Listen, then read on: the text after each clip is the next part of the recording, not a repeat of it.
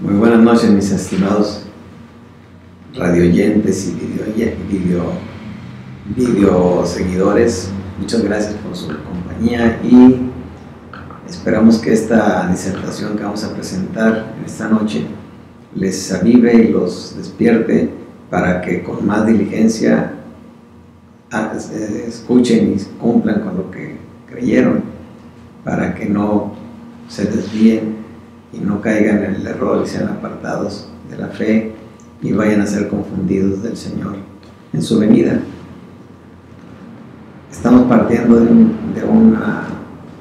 un versículo de Tesalonicenses 2:10, en el que se nos avisa que hay un inicuo que viene con todo engaño de iniquidad en los que perecen. ¿Quiénes son los que perecen? Aquellos que habían conocido la verdad y que la desecharon, y que se dejaron guiar y se dejaron arrastrar por todas esas apariencias sobrenaturales o de poder que manifiesta el hombre de iniquidad, que es un impostor.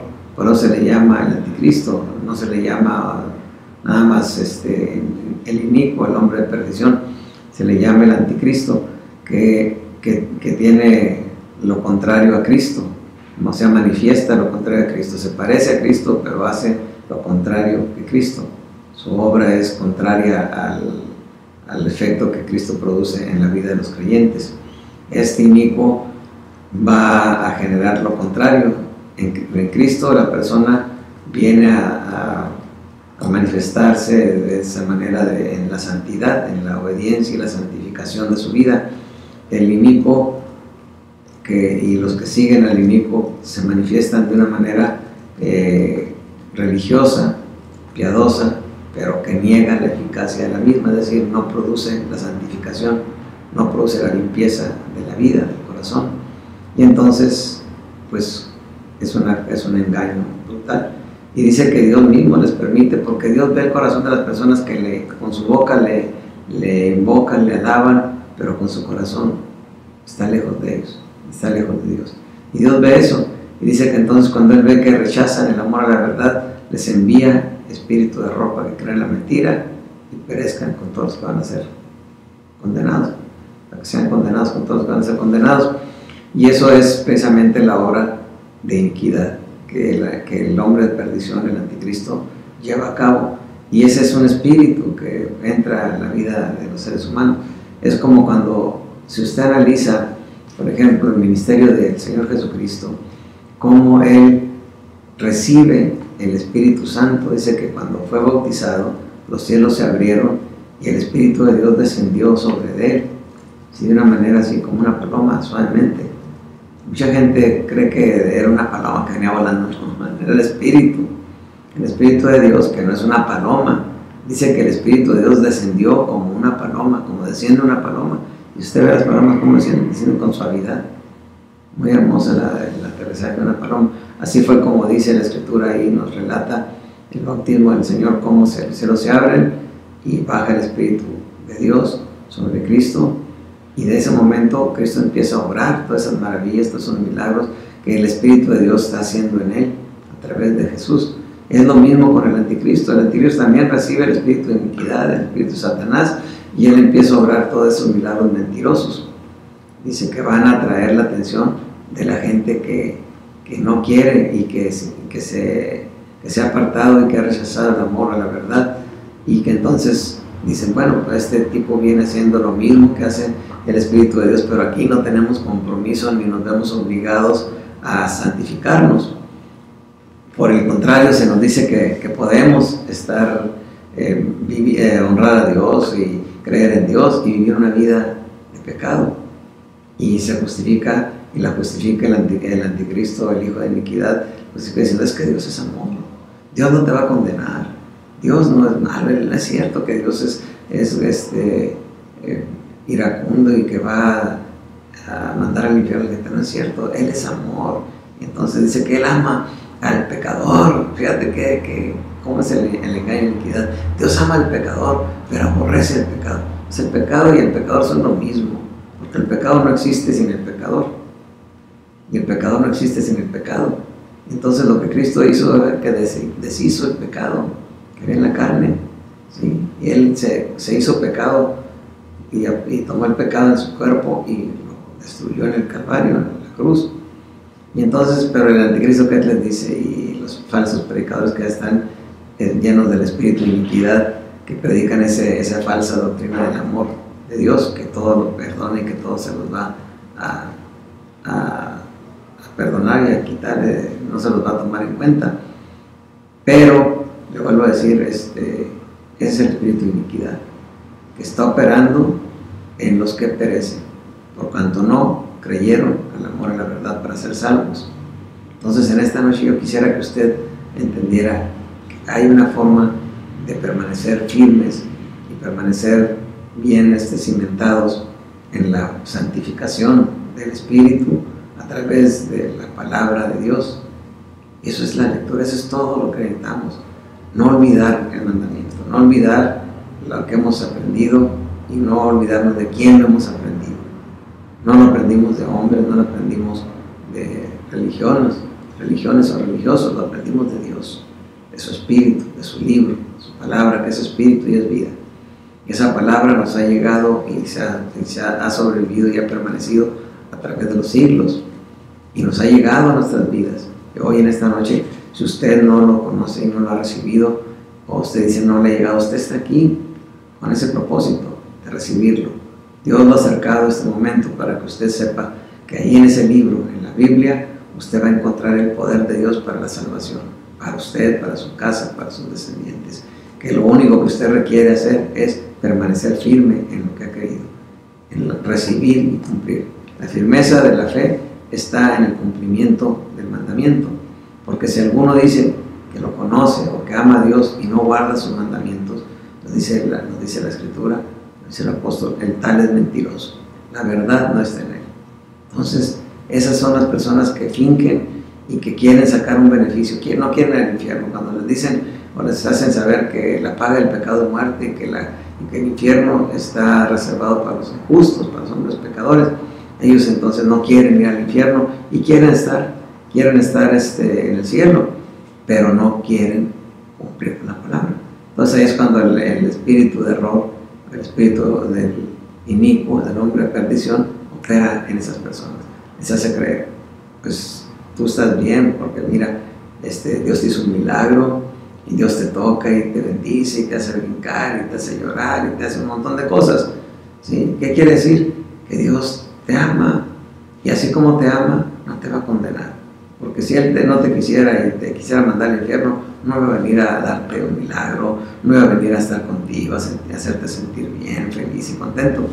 Y de esa forma la gente ha dejado el camino antiguo, el camino de santidad, ese camino en el cual Dios nos abrió, ese camino nuevo, vivo, para que fuéramos sus redimidos, y que Él puso ahí el Espíritu Santo, el Espíritu de verdad, ese Espíritu que está grabando en tu mente la palabra de Dios para que tú no te equivoques y no peques. Dice, por torpe que seas, no te puedes equivocar, porque tienes quien te guíe, tienes quien te enseñe, el Espíritu de Dios. Y ahí en la carta de Tesalonicenses, segunda de Tesalonicenses, ahí explica el apóstol Pablo, dice, solamente está esperando que se ha quitado lo que le impide. ¿Qué es lo que le impide? El Espíritu de Dios, que ese Espíritu que es el que te guía en el camino de la santidad, te recuerda todas las cosas, te instruye para que no te equivoques. Pero si tú rechazas ese Espíritu de verdad, entonces vas a cerrar y vas a ir detrás del engaño del inicuo, que con milagros y señales mentirosas, dice, milagros y señales mentirosas. ¿Por qué? Porque los milagros de Dios son para darte vida eterna. El beneficio que Dios hace en tu vida, en tu cuerpo, en tu espíritu, tiene el propósito, el fin de darte vida eterna, una firmeza, una seguridad y una fe que te permite caminar con limpieza, en santidad y justicia todos los días de tu vida. Los milagros mentirosos del hijo de perdición, del hombre de iniquidad, esos no te van a dar vida eterna, esos al contrario te van a apartar de la santidad, porque te van a hacer creer que no importa cómo vivas, no importa que no seas tú un fanático religioso, que no seas tú un fundamentalista, que no seas tú uno de esos que se creen muy santos, vas a poder vivir porque Dios te ama, porque Dios ama al pecador, Dios, es mentira que Dios ama el pecado. Dios ama al ser humano, aunque esté en pecado, y precisamente por eso vino Él a buscar y a salvar a los pecadores, o no vino a encubrir a los pecadores, no vino a hacer de los pecadores que encontraran en Él un refugio para seguir pecando.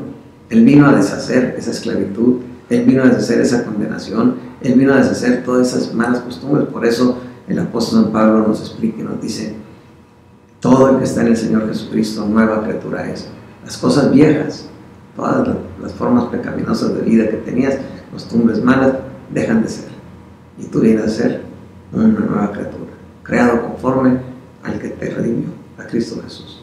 Entonces esa es la grandeza del Evangelio, y ese es el amor a la verdad. La verdad de Cristo que nos santifica, la verdad de Cristo que nos liberta, y la verdad de Cristo que nos capacita para que podamos estar en ese camino perpetuamente, eternamente.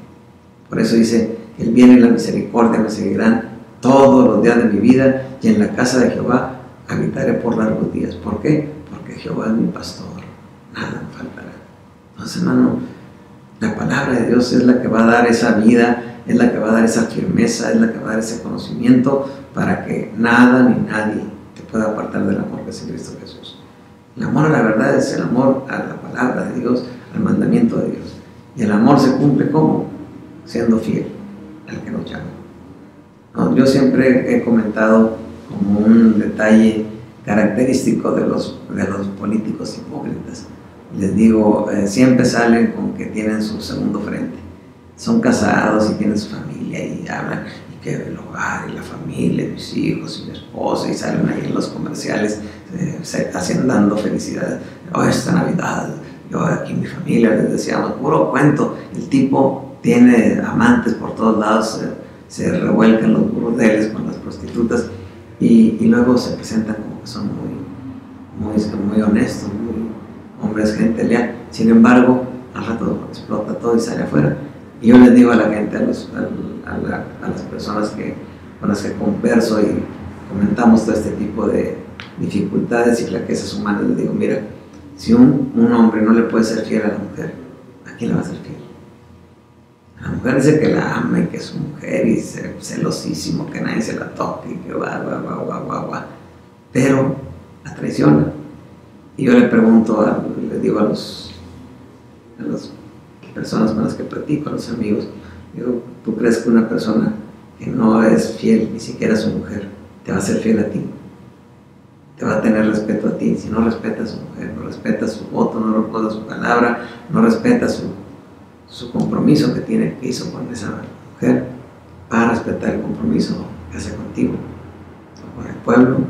Por eso vemos que los políticos son los corruptos.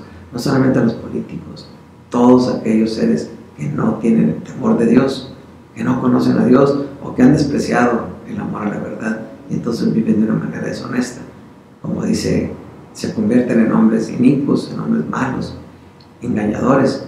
Como dice también el apóstol Pablo, hombres malos. Dice: los hombres malos irán de mal en peor, engañando y siendo engañados, aborreciendo y siendo aborrecidos. Yo le añadiría, defraudando y siendo defraudados. Aunque eso es el engaño. Pero defraudando ¿a quién? A su mujer. Defraudando ¿a quién? A su amigo. Defraudando ¿a quién? A su persona.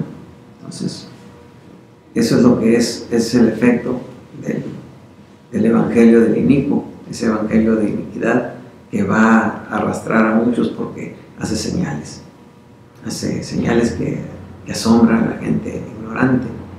Yo le digo, todo lo que Dios hizo fue con el propósito de enseñarles que Él era el Hijo de Dios y que Él era el camino, el único camino que podía permitir a los seres humanos libertarse de esa esclavitud del pecado, de esa flaqueza, de esa debilidad y de esa corrupción, que es producto de desconocer a Dios, la falta del temor.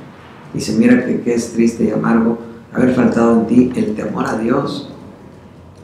Qué triste y amargo es, le dijo al pueblo de Israel el profeta, que haya faltado en ti el temor de Dios. Y eso es lo que los hombres no tienen, temor de Dios. Que el temor de Dios es otra cosa que la fidelidad hacia Dios, el amor hacia Dios, el cumplimiento de sus ordenanzas, de sus mandamientos, de su voluntad, es temer a Dios.